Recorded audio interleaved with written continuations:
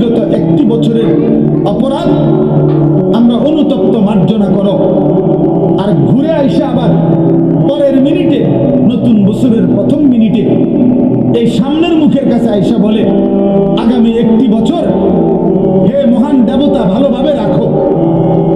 এই আল্লাহর কসম, এই দ্বিমুখী একটি দেবতার কাছে প্রার্থনা করা, এইটাই হলো 31st নাইট। এইটা এরপরে এইটার মধ্যে অসভ্যতার বাকি রং দিছে। এই গান বাদ্য, নাচ গান, জিনা, ব্যভিচার, হোটেল, রেস্তোরাঁ, মদের বার, নারী পুরুষের অবাধ মেলামেশা, উলঙ্গপনা, অসভ্যপনা, এগুলো কোনো কুকুর বিড়াল করতে পারে, কোনো জানোয়ার করতে পারে, কোনো ইমানদারের সন্তান করতে পারে না, কোনো মুসলমানের বাচ্চা এটা করতে পারে না, কোনো ইমানদারের সন্তান এটা করতে পারে না। এ তো বেঈমানের আখলাক, এ তো দুশ্চরিত্র, লম্পট। জিনাখোর কখনো পবিত্র হয় না।